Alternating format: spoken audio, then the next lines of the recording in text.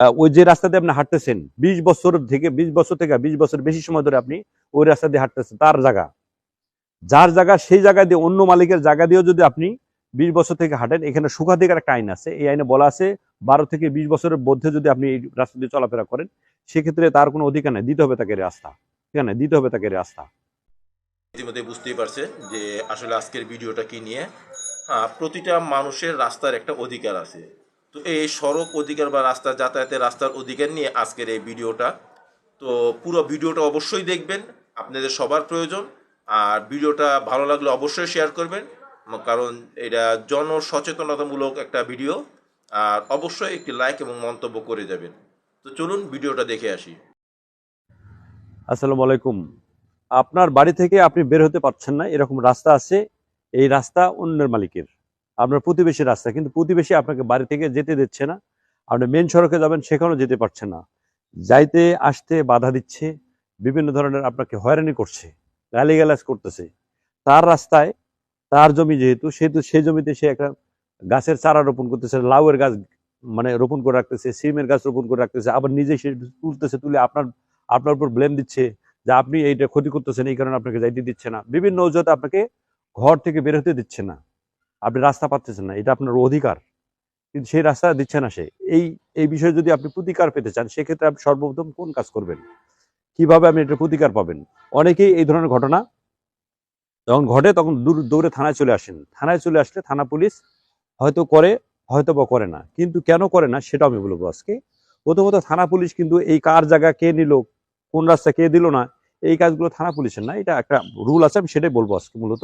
কিন্তু তারপরে অনেক সময় দেখা যাচ্ছে যে যাতে ওখানে কোনো ফৌজদারি অপরাধ না ঘটে, আমলযোগ্য কোনো অপরাধ না ঘটে, সেই কারণে থানা পুলিশের যিনি ইনচার্জ থাকেন, অফিসার ইনচার্জ যিনি থাকেন, উনি হয়তো অনেক সময় করেন কি, মানবিক দিক বিবেচনা করে থানার একজন অফিসার ওখানে পাঠান, যাতে কোনো অঘটন না ঘটে, যাতে কোনো ফৌজদারি অপরাধ না ঘটে, সেই কারণে দুই পক্ষকে কথা বলে অথবা থানায় ডেকে নিয়ে এসে ওই বিষয়টা, যে সংশ্লিষ্ট বিষয়টা, এটা সমাধান করে দিয়ে থাকেন।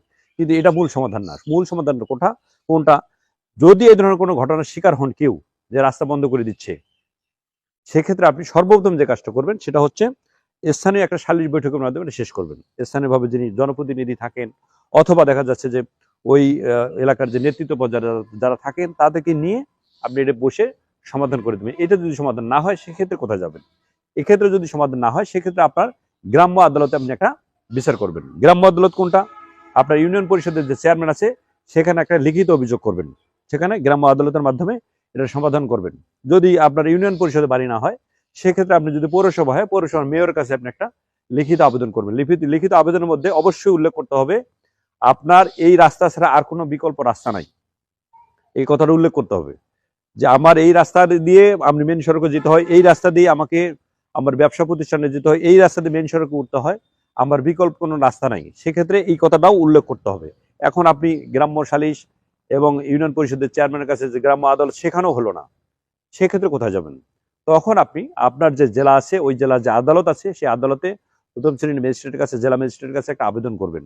100 ফৌজদারি কার্যবিধি আইনের 133 ধারা একটা আবেদন করবেন। এই বিধি মোতাবেক যখন আপনি আবেদন করবেন, যখন একটা অভিযোগ করবেন, অভিযোগ দাখিল করবেন, তখন এই অভিযোগটা বিজ্ঞ বিচারক যিনি থাকবেন, বিজ্ঞ ম্যাজিস্ট্রেট যিনি থাকবেন, উনি এটা আমলে নেবেন। নেওয়ার পরে উনি তখন ওই কাগজটা আপনার যে থানা, এই থানার ওসি বরাবর, অথবা ওই উপজেলা, আপনি যে উপজেলার বাসিন্দা, সেই উপজেলার যে সহকারী কমিশনার ভূমি থাকেন, অর্থাৎ এসিলের যিনি থাকেন, তার কাছেও পাঠাইতে পারেন। দুই জায়গায় এক জায়গায় পাঠাইতে পারেন। পাঠানোর পরে যদি অফিসার ইনচার্জের কাছে আসে, তখন অফিসার ইনচার্জ সাহেব, উনি যে কোনো একজন অফিসারের নামে এটা ইন্ডোজ করবেন।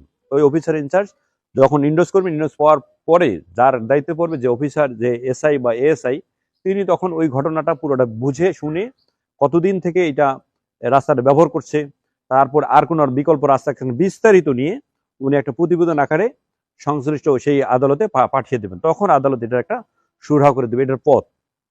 এখন কিছু কিছু আছে, দেখা যাচ্ছে যে ওই যে রাস্তা দিয়ে আপনি হাঁটতেছেন 20 বছর বেশি সময় ধরে আপনি ওই রাস্তা দিয়ে হাঁটতেছেন, তার জায়গা, যার জায়গা সেই জায়গা দিয়ে অন্য মালিকের জায়গা দিয়েও যদি আপনি 20 বছর থেকে হাঁটেন, এখানে সুখাধিকার একটা আইন আছে। এই আইনে বলা আছে 12 থেকে 20 বছরের মধ্যে যদি আপনি এই রাস্তা দিয়ে চলাফেরা করেন, সেক্ষেত্রে তার কোনো অধিকার নেই, দিতে হবে তাকে রাস্তা। আর যদি সরকারি ম্যাপে থাকে, তাহলে আপনার জন্য আরো সুবিধা বেশি। ওই রাস্তা যদি সরকারি ম্যাপে উল্লেখ করা থাকে, তাহলে ওইটাও আপনি উল্লেখ করে দেবেন, তাহলে আপনার জন্য আরো সুবিধা হবে। এই প্রসেসগুলো নিয়ে যদি আমরা এই কাজগুলো করতে পারি, তাহলে কিন্তু মূল যে সমস্যাটা এই সমাধান হয়। তা না হলে কি প্রতিদিন এই ঝগড়াঝাটি নিয়ে আমরা আইন না জানার কারণে, এই বিষয়গুলো না জানার কারণে কোথায় যাব, কার কাছে যাব, দেখা যাচ্ছে যে আপনি স্থানীয়ভাবে যখন প্রথম যান, আপনি যার কাছে ধরলেন সেই লোকটা ওই ওনার পক্ষ নিচ্ছে, আপনি অন্য একটা লোককে ধরলেন সেই লোকটা দেখা যাচ্ছে ওনার মানে পরোক্ষভাবে তার পক্ষ নিচ্ছে, আপনার পক্ষ নিচ্ছে না। আবার উনি যার কাছে নিচ্ছে তিনি তার পক্ষ নাকি আপনার পক্ষ নিচ্ছে, এরকম পক্ষ বিপক্ষ একটা মত তৈরি হয়। ওই শুরুতে যে আপনি পন্থাটার কথা বললাম যে স্থানীয় সালিশ, স্থানীয় সালিশ যখন এই পক্ষ বিপক্ষ তৈরি হয়, একজন একজনের পক্ষ নেয়, পার্সিয়ালিটি করে যারা বিচারক, তখন কিন্তু এরা একটা দ্বন্দ্ব সৃষ্টি হয়, মারামারি তৈরি হয়। এই মারামারি যাতে না হয় সেই কারণে আজকের কথাগুলো, এই ধরনের ঘটনা অনেকেই ঘটে থাকে, অনেক জায়গায় ঘটে যাচ্ছে বিভিন্ন জায়গায়। সে কারণে আমরা যখন দেখবেন যে আপনি কেউ কারো পক্ষ নিচ্ছে, এখানে মারামারি হওয়ার সম্ভাবনা আছে, সেক্ষেত্রে আপনি এই পথগুলোতে যাবেন।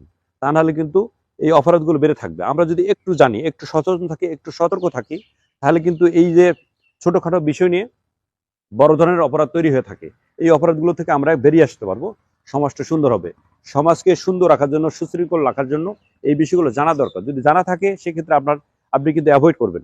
আপনি যখন দেখবেন যে আমি এটা সুরাহা পাচ্ছি না, উনি পক্ষ নিচ্ছে, সেক্ষেত্রে কিন্তু আপনি যখন এটা জোর করে কিছু করতে যাবেন তখন কিন্তু মারামারি হবে। মারামারি মানে একটা ফৌজদারি অপরাধ সংগঠিত হবে। এটা থানা পুলিশ তখন আপনাকে আইনের আওতায় নিয়ে আসবে। আপনি বিপক্ষে থাকলেও, আপনি পক্ষে বিপক্ষে যাই থাকেন, আপনার মাধ্যমে যখন অপরাধ তৈরি হবে তখন আপনাকে পুলিশ অ্যারেস্ট করবে। সেই কারণে এই পুলিশের হাত থেকে বাঁচার জন্য, পুলিশের যে ফৌজদারি অপরাধ করার কারণে ধরে নিয়ে আসবে, সেটা হওয়ার আগে আমরা কি করব, স্থানীয়ভাবে এটা বসার চেষ্টা করব। যদি না হয় সেক্ষেত্রে আমরা এই পথগুলো অনুসরণ করব। যে যেখানে আছেন ভালো থাকবেন, সুস্থ থাকবেন, নিরাপদে পথ চলবেন। আসসালামু আলাইকুম।